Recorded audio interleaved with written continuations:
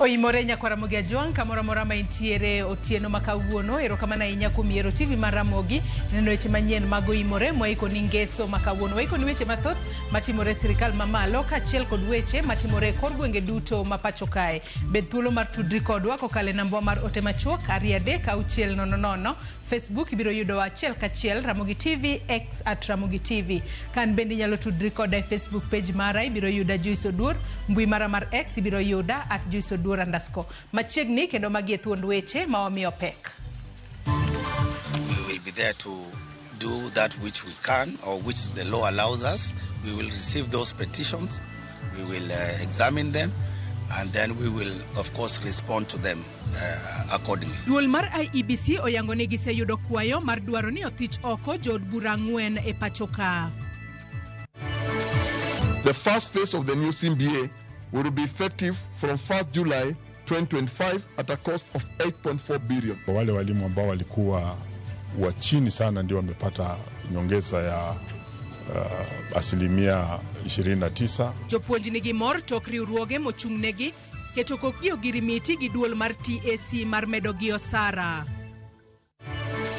Ng'at achiel nyalo dhi e klinik to jomoko dong'.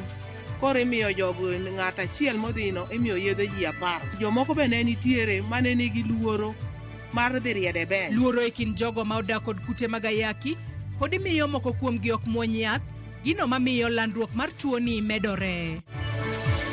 Ma to kawuondi kionge 30,000 madhi kod 5 en mbele kacha kionge go to kirwake. Wakelo ni sigana mar Sami Wamuri Sape modago ngima manengone ni malo kata odoko ni jomoko to kawe kaka nyadhi ma oledhi ni e iye.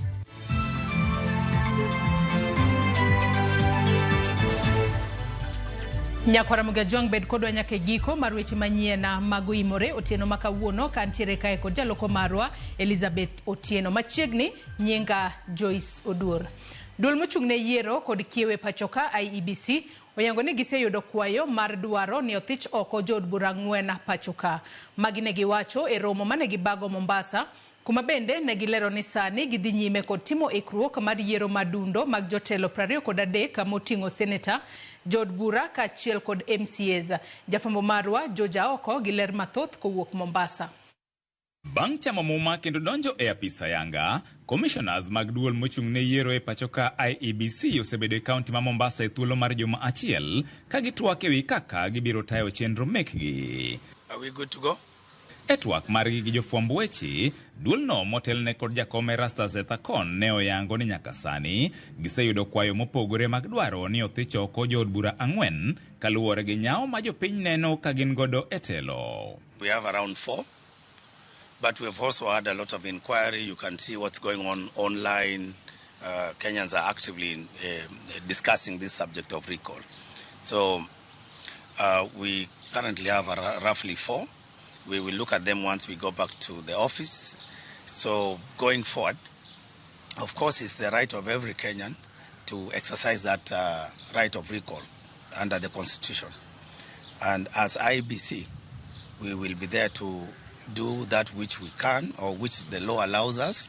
We will receive those petitions, we will examine them, and then we will of course respond to them accordingly.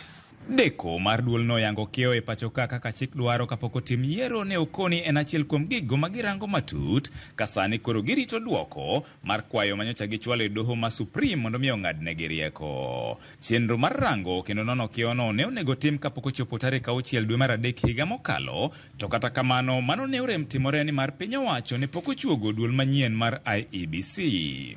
We requested that we be given advice on whether the commission could proceed to conduct the boundaries delimitation despite the lapse of the constitutional timelines.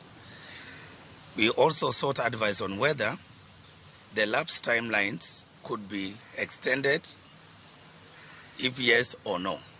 So this matter was filed at the Supreme Court, and we are waiting for the Supreme Court to determine and to give us the legal advisory in this particular matter. Ikruok kata kamano koni dhi nyime mar tayo chenro mag yiero madundo mar dino fuok mane odong' nono bang' doho wito kuchande yiero mago moko kuom jotelo mago mane owal e tend migepe kaachiel kod mago mane owito ngimagi. We have one Senate position, I think in Baringo. We have 6 vacant seats for National Assembly, members of Parliament. And we have 16 for members of county assemblies, MCS. So in total, we are looking at 23 by-elections in the next coming days, weeks and months.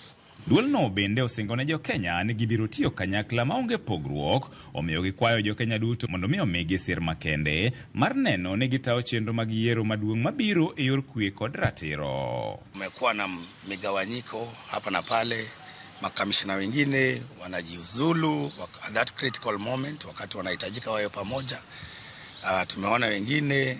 Tumeona hayo mambo, lakini ningependa kuhakikishia Wakenya ya kwamba hii commission tumejadiliana sisi katika mkutano wetu wa kwanza, tumekubaliana tutakuwa pamoja tukitekeleza jukumu letu kulingana na katiba na sheria za nchi. George Aoko, Ramogi TV, Mombasa. Bang' rito kuom thuolo mar higni ariyo, gikone to oganda jo Kenya ne oyudo commissioners manyien mag duol mochung' ne yiero IEBC. Odheru mar IEBC kata kamano opong' kod weche mapek manyaka girakre go aching' kaka yo mar yango ne jo Kenya kata jo piny ni giromre kod ting' mar miyo jo Kenya yiero mar ratiro e higa mar 2027. Jafombo marwa mar siasa Chris Owino menyonwa osigo mapek mochomo IEBC. Ote maduong' mar ogai mar doho Martha Koome ne commissioners manyien mag IEBC e kinde nyasi margi mar chamo muma ne en duoko yie mar oganda jo Kenya kuom IEBC. Mae en wich bar maduong' mosebedo karamo wi jokombe duto mag IEBC chakre tend mosenindo Samuel Kivuitu, Isaac Hassan nyaka mosenindo Wafula Chebukati. Jopiny kod josiasa osebedo gi to e wi piny Kenya bago yiero maduong' e yo man thuolo kendo ma ohuyanga. Ma bende e osigo mapek mochomo kweth mar Erastus Ethekon duoko yie mar jo Kenya kuom IEBC. Koro kik wabed gi barruok gima notimore Cherera miluongo Cherera 4. Iro ji ang'wen ongore konchiel, ji adek ni koni. Mano e gima IEBC nyaka ne ni kik chak timre kendo. Kik chak timre kendo nikech kotimre kamano tiboyudo ni koro adiera mar ombulu onge. Nyaka gin ka commission giriwre gi bond. Ano mi amor ni gidhi training kendo gidhi yudo opportunity ma bond ka commission. To gi bond ka commissioners kendo gi bond kaka gi secretariat margi, technical staff margi.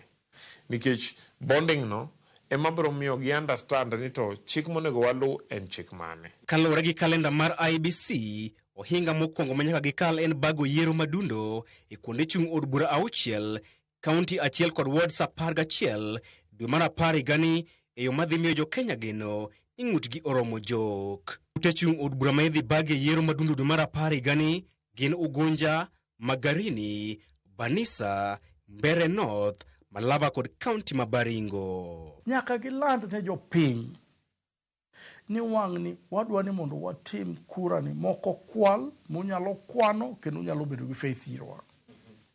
To mano nyalo mana timore ka gimbe giwuok oko. Magi time by election gi maonge ng'ur moro motimore. Yiero mar 2013, 2017 kod yiero maduong' mokalo, ng'ur ne owuok ewi jogo ombulu mane osetho, mane ochier kendo luto ombulu e kinde yiero maduong'. Kaluwore gi riwruok mang'iyo weche mag yiero e pacho kae ILOG, yiero mar 2017, jogo ombulu maromo 143,530 ne orwako e rejista mar IEBC e yo ma ok oyangore. E kinde yiero mar 2017, jogo ombulu maromo 169,646 ne ondikore nyading'eny. Maduong' kabisa en luoko register. Luoko register, magi wabed gi register manyien maler makende. Mani gima ka gidhi kacha to yudo nyingi kacha. Nikech ywak osebedo ni nitiere ombulu moko mane chal ka gima nomedi ndalo mane Uhuru ne en president kata ndalo machon. Mane gima dhi duoko jo Kenya dhi bedo gi faith, trust, confidence kuom IEBC. Ka gise register ji, it is important ni mondo gi clean register ni. Onge register ni kantie errors mondo errors go bed cleaned. Okay? Kanitie dead joma no osetho. Giti gi information mani ka births and deaths. Kech tinde almost everybody motho bedo registered. Mondo gidwara ni joma mosetho to begine register wani mondo gigol gi nying gi register. Midhiero machielo ma IEBC manyien nyaka chomore go tir en lony manyasani ma piny Kenya osebedo ka tiyogo e bago yiero. E yiero maduong' mokalo, dwaro mar riwruok mar NASA mar yawo kuku maduong' mar kano ombulu mag 10 piny kata sava mar yango adiera e wi ombulu mag 10 piny ne ogore e lwanda. Kambi mar Smartmatic mane otelo ne yiero maduong' mokalo ne otamore yawo sava mag IEBC ka giwacho ni yawo sava makamago ne dhi rocho ratiro maggi. Mae ne okelo penjo mathoth e wi adiera mag lony manyasani ma piny Kenya osebedo ka tiyogo e weche mag yiero. Ere opportunity ma teknoloji no biro miyowa. Be onya miyowa chance ma yawo sava no. Koso sava kose gine tinyiso ni joka pod nindo. Okay? Yeah. Nikech internet tok nindi. To ninyiso ni kecho moko nindi France mane pod nindo. Kim's kit ma IEBC nigo nyalo timo gigo duto mwadwaro. Ochalo computer. En mana ni jok ma tiyo gi IEBC gi jo siasa moko emok dwar ni mondo gigo duto ma Kim's kit nyalo timo otim. Nikech Kim's kit cha kane nyalo weye mondo tim tije kako timo e pinje maoko. En ni kigo kura achiel to ondiko nyaka Nairobi. Wach moro ni wadwa rito nyaka godhiambo gotieno kokidhi kwan gimoro kumoro ni mae gimomiyo kura iyuak ni kwalo Kenya ka. Chris Owino, Ramogi TV, Nairobi. Josiasa auchiel ma olap dhogi ndong' ne kom od bura ma Kasipul kod otiko mar duond bura mar ODM owuok oko kendo lando kwe e kinde campaigns kod yiero madundo. Kagitwa kod jofwambo weche e bore Nairobi bang' romo, josiasa go onyiso tenda duond bura mar ODM mondo omi jokanyo mag ODM e kar chung' od bura ma Kasipul thuolo mar yiero jatelo magidwaro mondo odhi oting' bendera mar ODM. Josiasa go ma oting'o Philip Aroko, Ratenga Kotiende e kind jochung' mamoko okwedo chenro mar ODM temo mako luet achiel kuomgi kata direct nomination kagiwacho ni ODM nyaka we ting' makamano ne jodak ma Kasipul. We were together. Party mar ODM ni we are all members and party ni osewuok kuma bor. Raila Amolo Odinga osemako party ni motegno ma ok wanyal weyo mondo opusre e yo mok dhi konyo party. Koro penjo no wadwaro ni mondo party oriw nyithinde together mondo miwa direction manyalo konyowa mondo wa build party for now and for future. Maka ibro wene jomatindo party kaka Raila Amolo Odinga osebedo kawacho tiweyo party ka party and vibrant. To ne wabedo piny kaka jok madhi chung' gi tiket mar ODM ni mondo wabed gi kanyakla mar winjruok ni wadwaro kwe e constituency wa. To wadwa ni mondo jo party te oduoka kamoro achiel mae sama waseriwore ka jok madhi chung' mondo wakel ji kanyakla kae to wang'i ni wadhi e yiero nang'o. Ok wadewo ng'ama dhi ting'o bandera mar party. Nitie joma niang' e chama ka ma bende osekedo ne chama mar ODM mung'i ma jopiny bende ong'eyo. Wakwayo ni migi thuolo mondo migi tine chama kogik e yiero to mi ng'ato ka ng'ato thuolo makare mondo mi ng'atno ma jopiny chieng' moro noyier otine jopiny.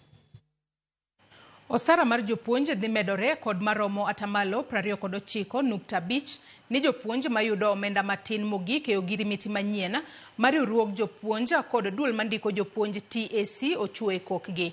E winjruogno, jopuonj machamo siling 23,000 koro biro yudo siling 29,000 ka piny owacho to biro tiyo kod maromo bilion 33.8 e keto e tim winjruogni kuom thuolo mar higni 5. Judith Omondi kod mathoth. Bang' twak mane okawo odiochieng' mangima e kind riwruoge mag jopuonj kod duol mandiko jopuonj TSC, mahawo jopuonj 500,000 biro chako neno lokruok maber e osara maggi chakre dwe mar 7 nyaka e thuolo mar higni 4 mabiro. Kaluwore kod lai mar tich mag jopuonj, winjruogni biro medo jopuonj osara kod 29.5%.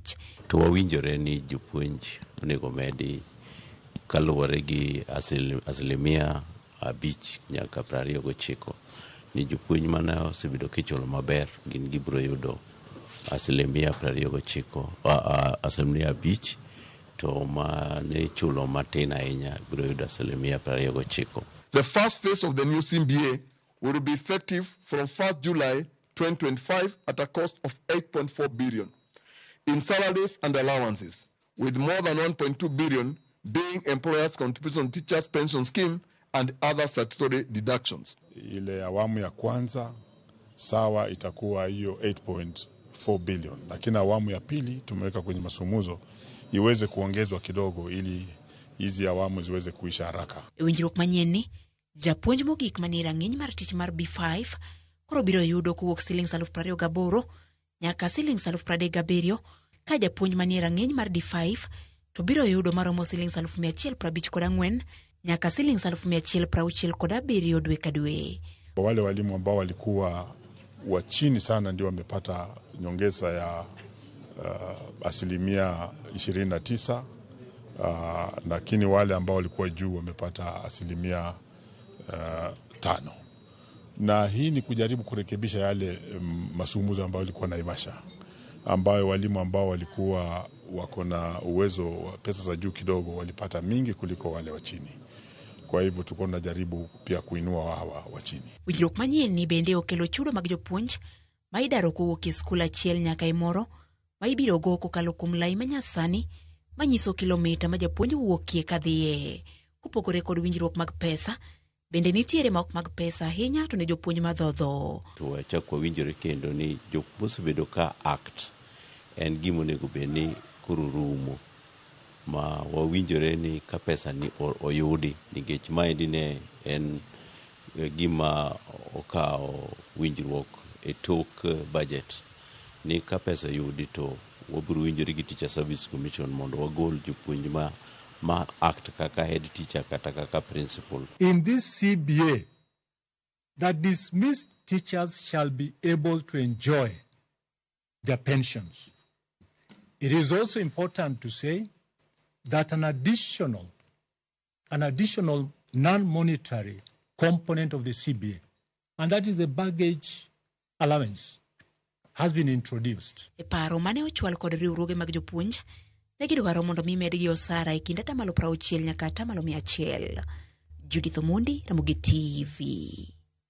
Kapod wantiere weche motudore kod somo, en riwruok mar jopuonj mar NAT koro dwaro mondo mi piny owacho omi luoro kendo luw chik mar chwalo omenda mar somo ne skunde e 50, 30 kod 20 e tam ka tam nyaka higa rum, ma oketie ler kod jagoro maduong' mar NAT Collins Oyu manoloso e kinde nyasi manokelo kanyakla jopuonj e bor riwruogno e boma ma Kisumu.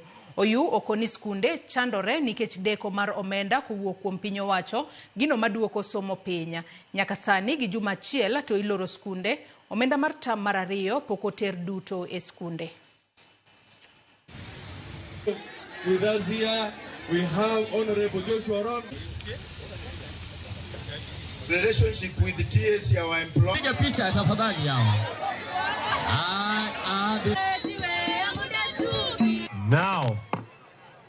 Now, anybody recruited into comprehensive medical cover, we are wasting a lot of money, a lot of resources in the group life cover. And TSC committed to talk to Treasury about group life cover. I've given an ultimatum of 3 months. 3 months. If not so, let you get back your medical allowance. If we don't address the ratio of 50, 30, 20, the sufferer in institutions are the heads of those institutions. Because parents know that the government has catered for free education. So we appeal and we want to command the Ministry of Education. Can you adhere to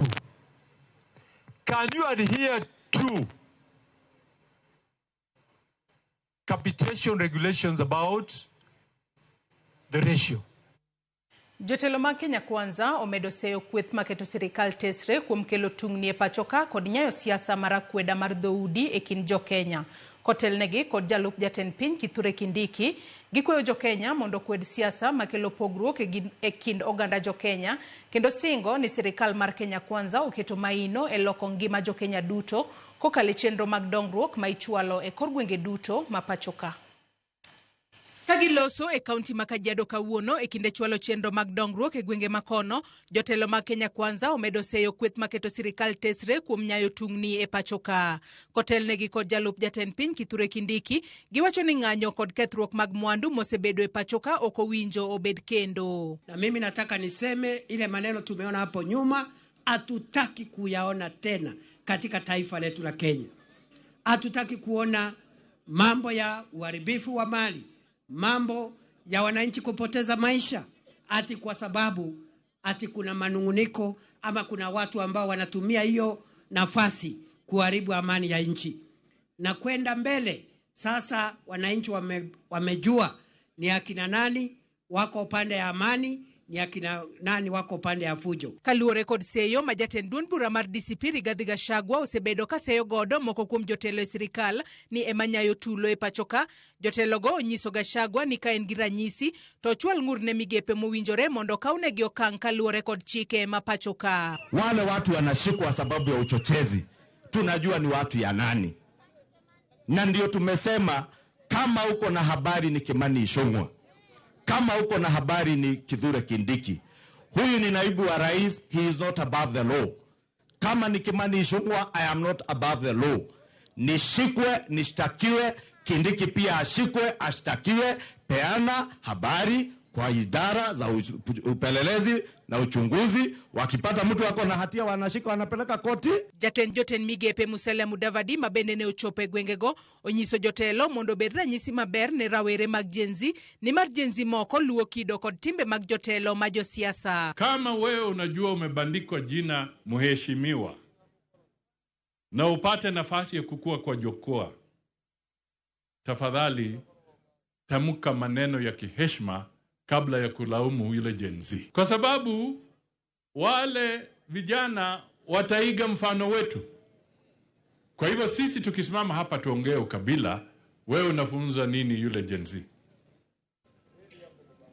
Ukisimama kwa jukwaa hapa alafu unasema tuibe kura ndio mheshimiwa Ruto apate term ya pili, na wewe ni mheshimiwa, unafunza nini vijana wetu? Jotelogo okwayo jo Kenya mondo medda kanyakla maonge gwandruok mora kendo kik giwinj weche josiasa manyayo akweda mar dhoudi. Tuendelee kuishi na umoja kama Wakenya hapa Kajiado. Tusikubali kiongozi hata mmoja atuchochee kwa misingi ya mahali tulitoka. Kama Wakenya tusilete furugu na kuharibu amani. To reconstruct a country, kurudi kujenga taifa, ni kitu kigumu sana. Hiyo ndio pointi yangu ya kwanza. Na mimi nataka niunge mkono viongozi ambao wamesema nchi yetu ya Kenya ili istawi na iende mbele ni lazima tuondoe fujo na vita na tuondoe ukabila. Mambo mawili, fujo na vita na ukabila lazima vikae kando ndio Kenya isonge mbele jameni. Jatend migao mar omenda John Mbadi okoni oganda luo podi biro medo siro jatend piny William Ruto kendo onge pogruok mora manyalo bedo motelo ne yiero mar 2027. Mbadi ne okone oganda luo mondo bed motang' gi josiasa moko masani seyo jatend piny ni tich otame ka okoni sirikal mar broad-based tiyo ne oganda jo Kenya ma jogo maseyo Ruto gin mana josiasa mani kod agenda margi. Mbadi mane oloso e kinde nyasi mar choko omenda e skul primary ma Mikuyu e kar chung od bura ma Suba South ne okoni migao mareno osekelo lokruok ahinya to kaka ichwalo pok mag omenda ne counties kod kuonde chung ute buche ka okoni ODM biro medo tiyo gi UDA nyaka yiero mabiro. Raila Amolo Odinga and wabedo piny kendo wawuoyo kendo wanyise kendo embo nyisowa wang'eyo gima wadhi timo by next year. Ubro neno kama wachiko to nyaka wati kanyakla gonjelogi, onge yo machielo kendo. Nikech ng'ama wacho ni onjalo ni tich otamo. Ito tich mane motame to lam tiloso zuba. Ime wi konyi e dieri kiriwori gi jomoko. Malut supermarket ni tich otamo Ruto. Tich otamo Ruto to Susan sani kowuok Abuya to ringe lam nyaka dalane. Ito tich mane motamo Ruto tuwinjo kanyisi ni Ruto omiyo ya thuolo. Omiyo ya tich momiyo thuolo masego sei ni ndara ni koro ningo jo World Bank okelie pesa. Ito kare ng'ama tich ne ok otamo ne en mane. Mondo kik wabed gi enemies mang'eny ka wadhi mbele. Nyaka wabed gi jok manie aina kom manyalo wacho wechegi tiwegi rum kuma wachgino. Kik wawuondre ni kuma wang'iyo 2032 2050 something go ni jomoko ok ng'igi. Ji ng'iyo gi mang'eny, and jomoko ng'iyo gi intentions mabe ok beyo. Omiyo ka wapango kaka wadwa dhi nyime, nyaka siri bed mang'eny molo miulo. Komiti mar NGCDF e kar chung od bura ma Lego Usonga ogolo omenda milion 11.5 mag basari ne kuonde tiegruok mag lwedo koda mago mag mbalariany.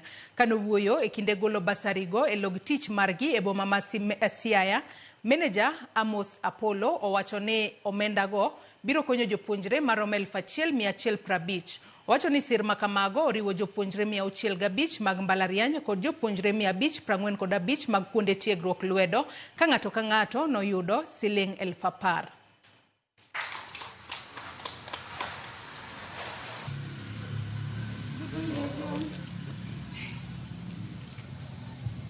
We are going to release a total of 11.5 for universities and colleges.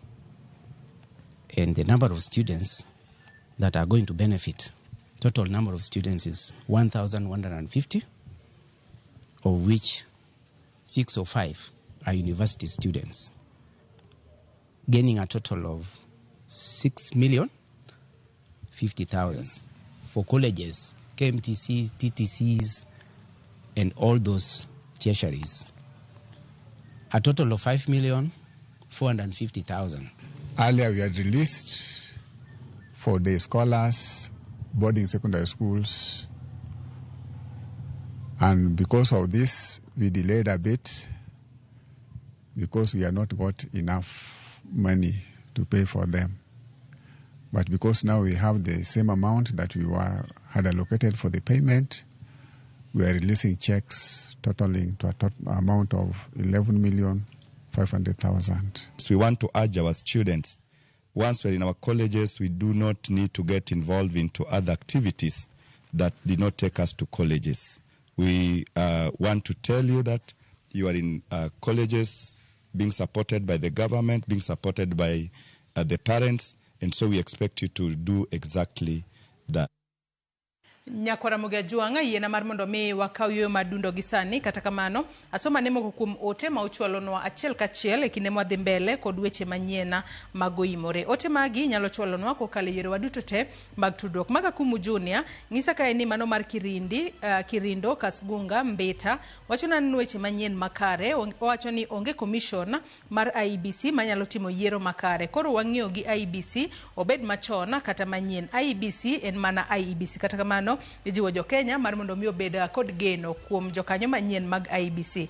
Wilfred Mbao wacho ka ni Joyce Ann Opiyo Mbao wuod Nyakach Kandaria wacho ni watching live from Kochia Nyangweso Market.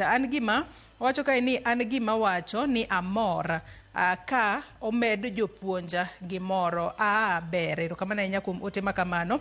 Vitalis Ochieng wuod Game Karari ng'isa ka ni Joyce amora kan kodi weche manyien gi esechegi kaluwo chenro yo makare ariyo mabera. Wacho ni geno mara gi IEBC aongego kaluore gi gik ma osebedo kaneno katimore e duolno. Ok gisebedo ka gideo jopiny, ka gisebedo gideo mana jotelo. Koro wan mana e yie ka warito ng'iyo ni ka gibiro tayo yiero ma ok odonjruok kodgi kaka osebedo, but kuoma to okane.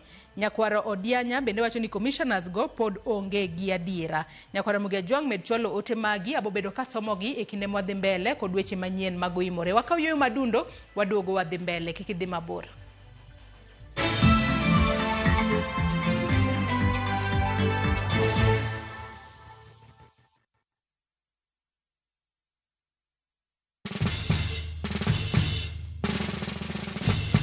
Guess what? Citizen Duca now delivers. Get amazing discount on your favorite essentials and have them brought straight to your doorstep, all for just 200 shillings delivery fee. Go to citizenduca.com, select the product you want, pay, and we'll handle the rest. Citizen Duca, the home of discount.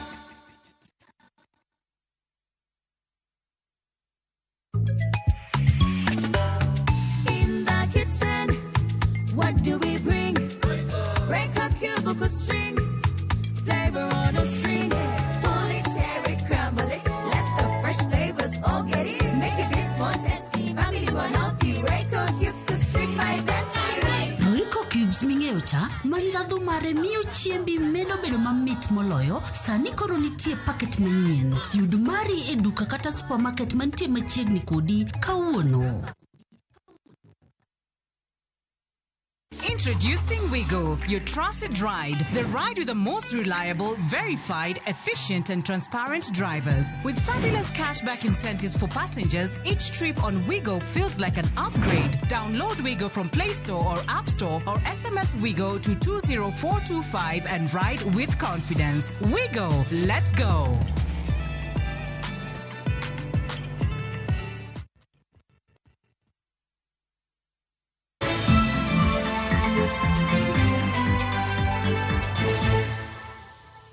Machiegni kendo nyakwara Mugia Jwang' e weche manyiena magoimore.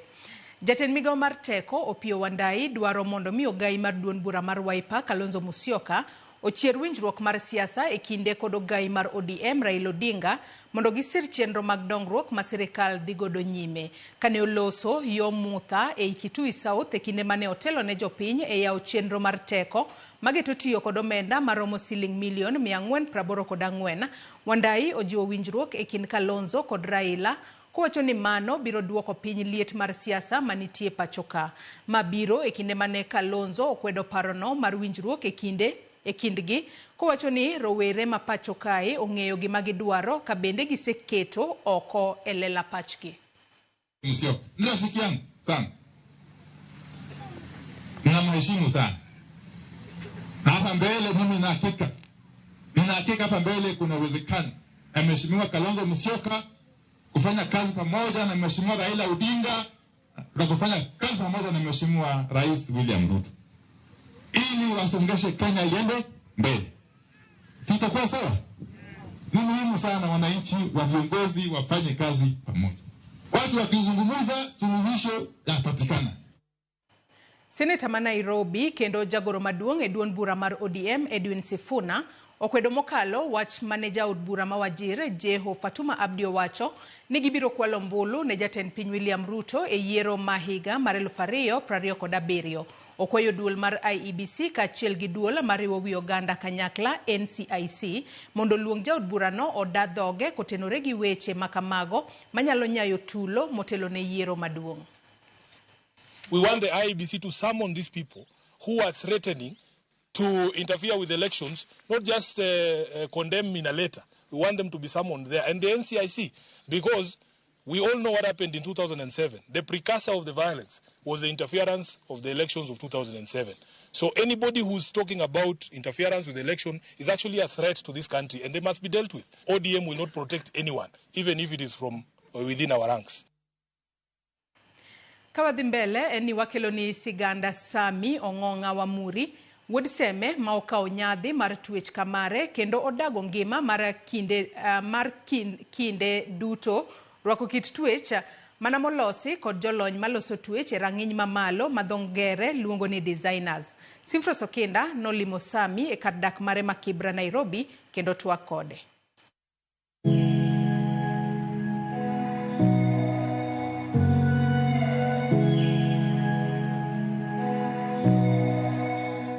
Simpros, maendi en suit miluongo ni Valentino. Valentino. Yes, ma brand, ma sami iluonge ki in gi energy moro be motegno. Mae jomoko luonge ni Moschino. kaka jokongo giluongo ni moshino.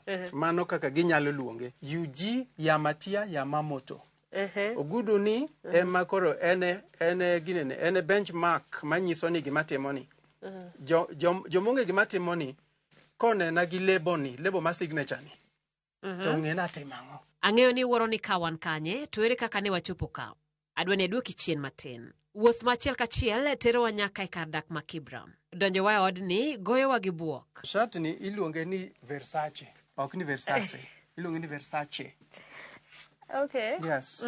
Mind Italian designer manodak Miami, Florida. To non chwade gi bunde 1995. Neni love triangle. Nafas moro amora mayudore e odni opong' kod gige twech kowuok kuom lewni, ogute, okwajo, wuoche, misip, winyni kit rwakruok moro amora kata kit twech duto yudore ka. Ok en gige twech ma wang'iyogo pile Nyakaramogi. Mind iluongo ni Roberto Cavalli. To wuoche ma nyisi cha en Norby Cavalli. Yes, Norby Cavalli wuoche. Koro designer nitiere mopogore. To kaponi winjo ni ma Cavalli to ma indi bende Cavalli. Gin wede. Magi chalo wete. Mwandugi gin molos e rang'iny mamalo kod jolony mawuok e pinje jowagunda ma dho ngere dendo ni designers. Law kaponi idwa nyiso ji ni lawno en law ma adier ma owuok e kambi ma law owuok e law maler ma kirwako dendi. To sami miyo wang'i tiwinjo mit law. Twech mwagoni. Iwacho ni law iwinjo mitne. Iwinjo mitne kimiyo wang'i kirwako gima legit, gima en gima dier. Koro ji jomong'eyo bro neno gima ketoni. Iwinjo tag molier bro neno ni tag ni. Iwinjo lawni en law ma legit koso en law ma ng'ato molos River Road ka. Ma kaponi onge chakre 85,000 gi 100 to kidikete dendi. Ma iluongo ni Giorgio Armani. To en gimoro ma kirwako kata e wang'i kama en dax ma kirwako e wang'i to goli be kaka nyarodiero. Ineno mayom. Anene. Yes, ineno mayom. To gin gik ma legit ma kata chwad piny to ok tore. En gimotegno. Shades ma in go ka. Yes. Kid Bay chakore adi. Yes. To ma beche ng'eny ahinya. Isetiyo gi pesa di nyiewo shades. Ma to kawuondi kionge 30,000 madhi kod abich en mbele kacha kionge go to kirwake. Ok dirwake wang'i. Ma en od Sami Wamuri, jomoko luonge ni Sapi, kaluwore kod kit ng'iyo mare mar rwakruok mar lewni ma nengogi ong'awre. Tok seto kendo gombo kit twech ma koro rwako odni mokete diere, wabedo piny ne twak mar ng'eyo matut kit rwakruok mar Sami kod kaka nochako bedo kod ng'iyo makama. Sapi ni en ang'o to nowuok kanye? En rwakruok ma ne jo French mano colonize Congo. The Francophone colonizers wasunge gi ne bironga gi lewni to rwakore to sungore ne jorotenge ka gino ukiae to ukiae. To kane gisungore ne jorotenge mane gi colonize gini yani West Africa, mostly West African countries. To jogi neno ka gitimore to ndalogo jarateng' onge law, jarateng' ne en pien moro miketo mbele ni to kendo chaketo chien e toki ka. Koro jogi bang'e ka koro mtumbo chako biro to mtumba gi ne elep joka. Koro ng'ama onge goni ng'ama onge nyaloni ochako yiero mtumbani. Jo Francophone gi, jo Congo Brazzaville, jo Cameroon, jo Senegal, jo Ivory Coast, jo Congo Kinshasa. Koro akanyo jorotenge koro ochako rwakore kamano. Koro West Africans to pod timo sungruok go, gisungore ne wasunge sani. Sami nochako twech chon kapod okidoro. Gimomiyo ne sapedi kora chaki kamne adonge gi babana. Notiyo ne mwindi. To nwadak kodi kamoro achiel. Ne dala maduong' mansionette moting'o rumba boro. To wan koro ne wan e quarters. Nyithi wainde rwakore mamit. Sama watugo kaka nyithindo. To sama koro chopo sa rwakruok cha, an arwakora kaka nyathi jatich. To gin to girwakore kaka nyathi tajiri mar babawa. Koro chieng' moro ne awuok piny tadhi anyiso wuon nyithindogo ni yawa. Aber rwaka kaka irwako nyithindegi. Mwindi no nokona ni an ok an babani echa. Gino nomoro Isami kendo nosingore ni obende chieng' moro nyaka to nogo twech. Wuoche no nyiewe higni mag 90. Mano emano yawone rangach mar twech. Higni buora bang'e, mae kido makoro Sami odake kendo ng'ere go. Bedo ni magi mwandu ma nengo gi koch, Sami oikore dhi e okang' moro amora mar tieko riyo mar nyiewo kit twech modonjo. Kik we ni sape rwakore ni sape nigi pesa. Sape en ng'ama thagore marach. Moko be dhinga moko lokore jokuoge. Jokungo mang'eny nitie jela. Ka nyathina mancha mathin onge, nyathi ma koran godo matin ni. An anyalo save pesa ta yie nindo kata kech, kata wiga dek nitiere kaka chiemo ta ichamo gi mathin kabisa. Ineno gine impression mi chiwo ni. Achiwo ne ana wuona hero gima timo ni, to impression ni jijaji mopogore ogoga. Kata kapo na dhi e public place kaka koro club, a lounge, nitiere ji manyaka binga ira manyaka anyiew ne gimoro. Kata mana winjruok makare e kinde kod osiepe nolokore. Relationship wise gini endi chendo. Nikech kiparo ni nyako bira ot ka. Nitie lepa moko ka moko adwa ni kata nyako mul, kata minoto ok mul. Samoro boketo pasto wang'o, to lawno kama dhi yude kendo onge. Rwakruok ma sape en warwako gik ma unique. Ma ka neno godo ng'ato e lewni moko mwinjo kana choko to adonate go. Kata mana ka approach nyako modhi e social media handle na, to ng'iyo pichni go, to ng'iyo ka ng'eny gi nyalo wacho ni samora kwelo, nikech moro be nosenyisa. Sami lero ni kata obedo ni ne osetemo matek mar keto anyuola mare kama ber, samoro winjruok tamore e kindgi bende. Ane ma at least anyuola na sani wacho kisungu nikech an.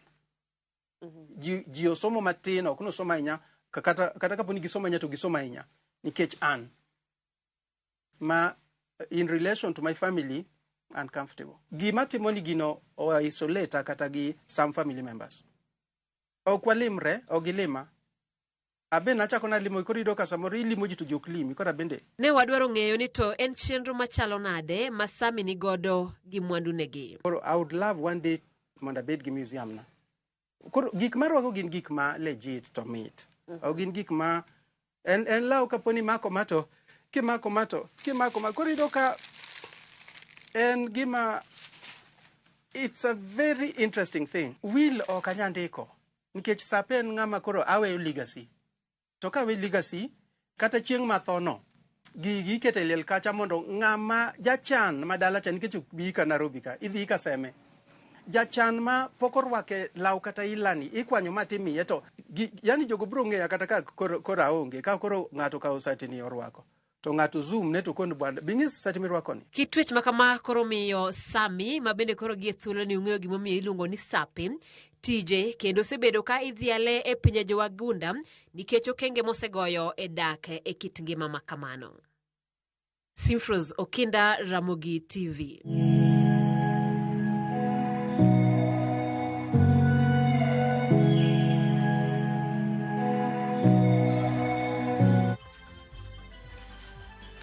Nyakora Mugia Jong mano sigana makare kanyo ma Simfros okelonwa mano kotudore kod wechego mag nyadhi wacho ni joluo jo nyadhi kendo jogo mohero weche gik mabeyo bed kit twech kit rwakruok ineno kanyo ka Sapi ohero gik mabeyo ahinya ka koro wacho ni en nanga mamit makirwako to iwinjo ka bende jomoko nyalo paki kata nyalo puonjo jomoko nyalo wacho ni ledhi kata kamano mane ngima ma odaga so mane moko kuom ote ma omedo chwalonwa achiel kachiel kokalo e Facebook kama wantiere live kinyi makawuono penjo kae mano Jalango Otieno ng'ano uso gigo kose mago meke morwako haya kata kamano wang'eyo ne inyalo tudri kode kata inyalo manye gwengo mag Kibra mar mondo mi olerni matuto chieng' Jakodongo bende wacho ne oimore wanani maler an koda min oda Sherifa na wacho ni nyar Uganda oneno e yo makare ka intere Dandora Phase 5. Opija jachoma mar Nyamasaria Kisumu bende wacho neno yo makare ka intere Nyamasaria Kisumu kod min ode mano Mama Brighton kod jochuma duto ma Kisumu. Waka uyo madune Nyakora Mugia Jong waduogo wadhi mbele kod weche manyien kikidhi mabor.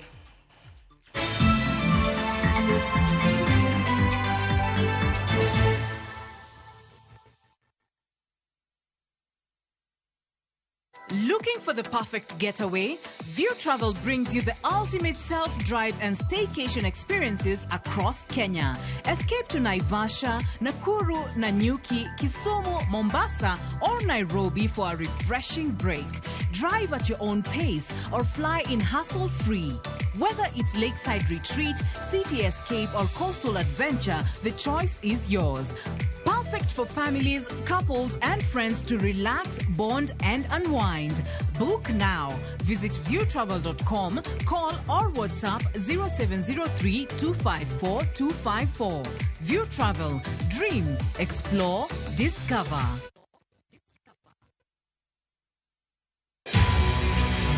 Boda boda.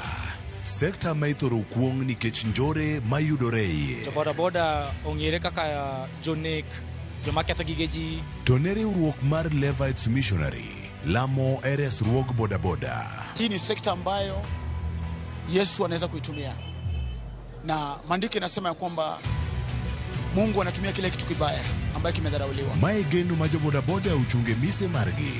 Mise mageto loko sekta no majilo mieno kinde ka kinde. Tunaona Mungu akionekana hapa ndani ya Nairobi. Tudrigi Cynthia Onyango chieng' Jumapil saa 1:03 otieno ka okelo ni sigana mar Biblos reso boda boda.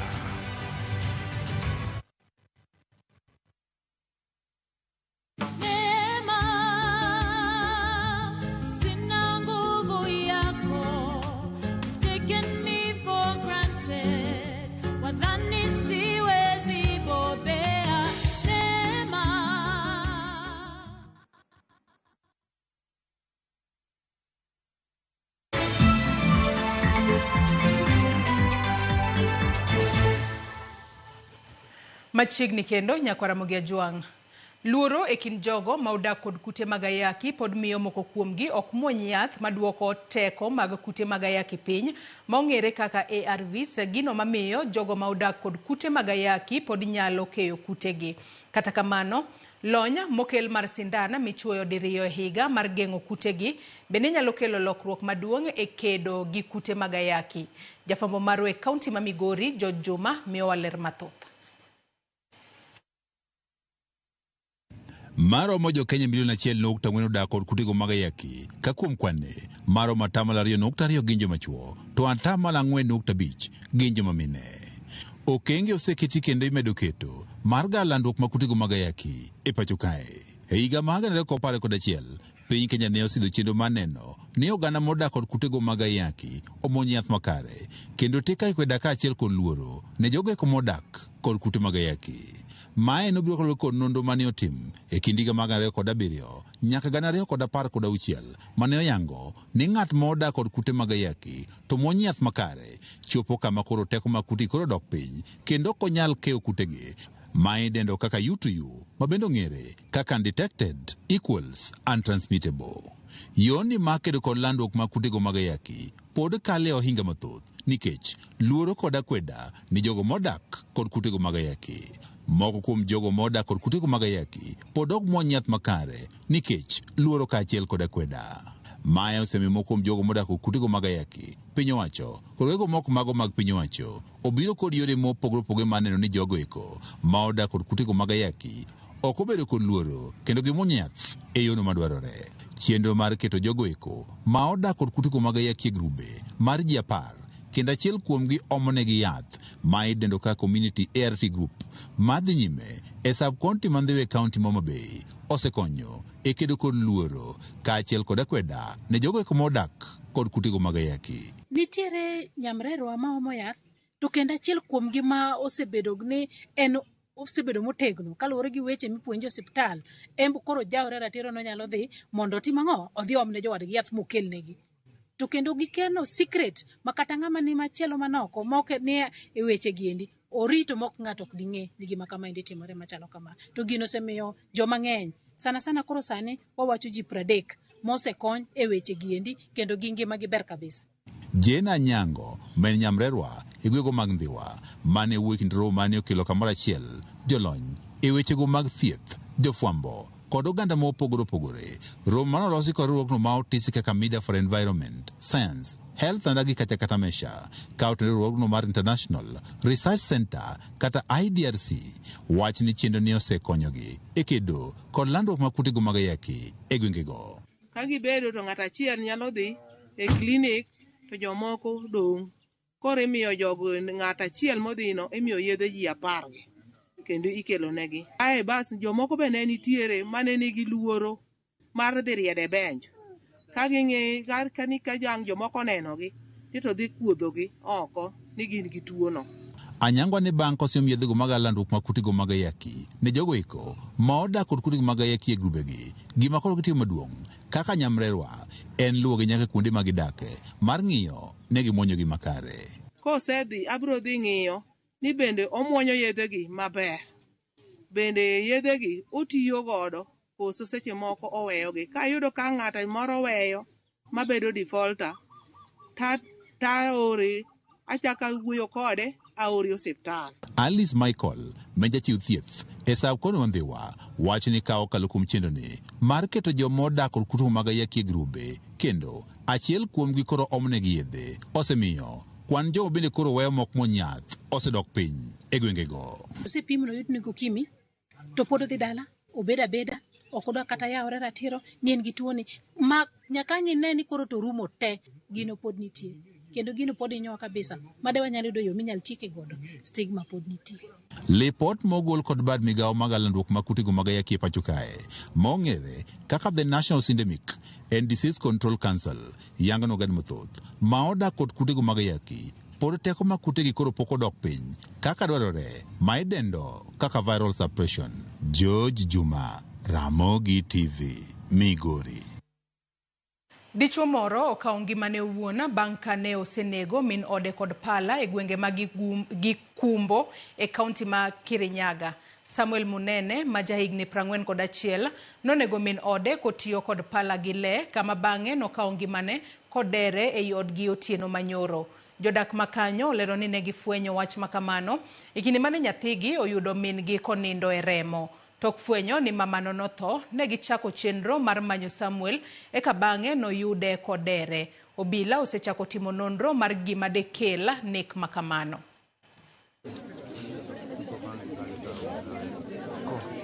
Lakini baada ya kufika hivi tukakuta ni janga kubwa, kwa sababu sasa tunakuta ni watu wawili wamekufa tayari, mmoja ameua mwenzake na huyo mwingine amejihang kwa ukuta kwa uta wa nyumba, na hiyo ni jambo ambalo limetutia wasiwasi sana. Ni picha hata uwezi taka ijirudia ama ionekane, na nikiongea na watu hata neighbors wanasema hawajui kwa fitina, so hata tunashangaa ni kitu gani imetokea. Mimi nimetuliwa sana na hiyo kitendo, na fikiria mental health ni issue inafaa ichukuliwe na hata na serikali yetu kama national disaster, kwa sababu tumesikia visa kama hizi mingi sana. Tend municipal ma Homa Bay korogolo chik ne wege nyamburko matingo jowuoth e boma ma Homa Bay mondo oneni okaw kata loro jowuoth e kuonde mawinjore ka chik makamano chako tiyo juma manyien. Ma en okang' ma tend municipal okawo mar neno ni nyamburko matingo jowuoth ok odhugore e apaya manie boma ma Homa Bay bang' wuok e stage ma onego bed ni ipange jowuoth. Chikno biro dwaro ni weg nyamburko pango jowuoth e itesend nyamburko manie boma no, ka mago mani kod dwaro mar kawo kata loro jowuoth oko mar tesend nyamburko no, ka mago matiyo gi apaya ma Homa Bay Kindu Bay ibiro dwaro ni iloro kata kawo jowuoth e stage mag Got Rabuor. Chik makamano ne okalo e od bura mane okelo kanyakla ten municipal ma Homa Bay, obila mag apaya kod weg nyamburko kod conductors.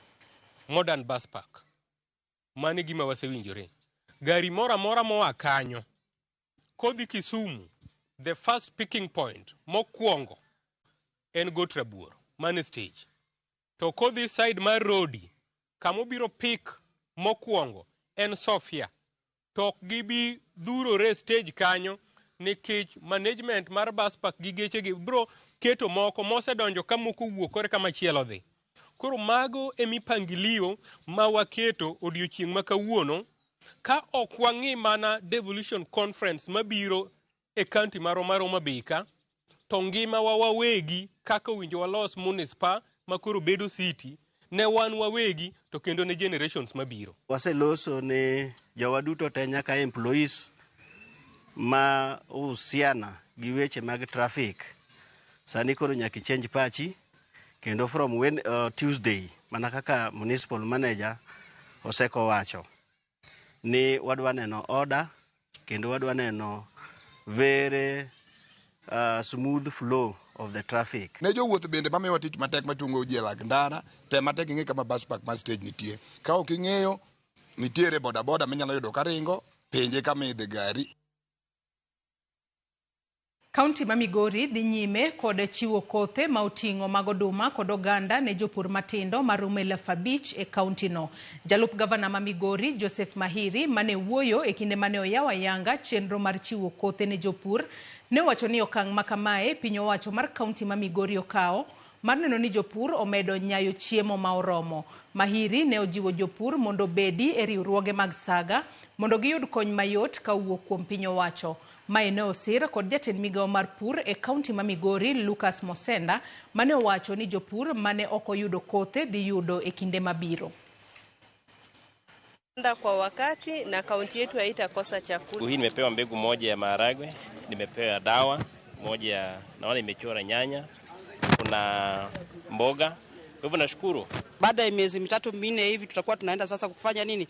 Kupata hiyo chakula, watoto wakule, hata wenyeji pia wafanya nini? Wakule. Na pia sasa naomba tena atusaidie na mahindi ili tufanye nini? Tuende tupande, juu huwezi panda maharage yenyewe. Lazima upande na mahindi ndio upate chakula mzuri. Hatungeweza kupatia kila mkulima, lakini kuna wakulima ambao wanahitaji hizo mbegu.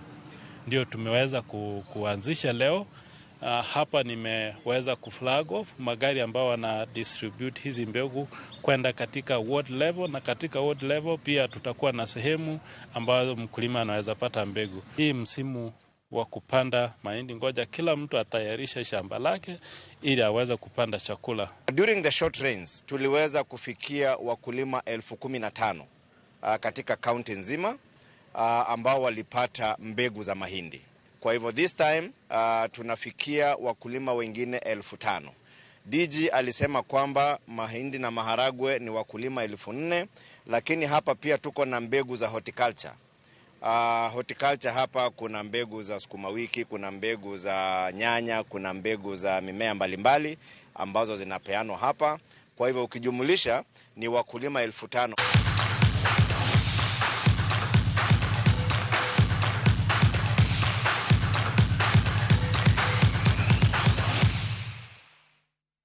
Team Kenya Harambee Stars omolo e piny Lipamba ma Tanzania tuk wuok pachoka okinyi makawuono. Team no mitayo gi kocha Beni Makathi yoro e tuke mag osiep mokelo kanyakla pinje 4 moting'o Uganda, Tanzania kaachiel gi team mar Senegal. Team no oting'o jotugo 25 ma osebedo ka timo rako e alap ma Kasarani Annex kuom juma achiel.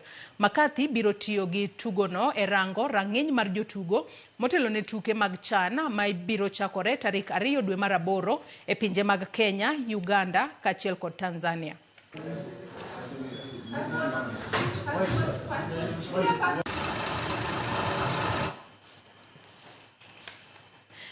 Kawadhi mbele en ni Justin Kiprop kaachiel gi Joyce Chepkemoi nobedo joloch e kidienya mar yawuoyi gi wakeini kaluwore gi ng'we nus kinda mag Uzalendo Half Marathon manobagi okinyi makawuono e boma ma Elda Maravin e kaunti ma Baringo. E ng'weye mag yawuoyi Kiprop ma jahigni 21 kendo wuok e kaunti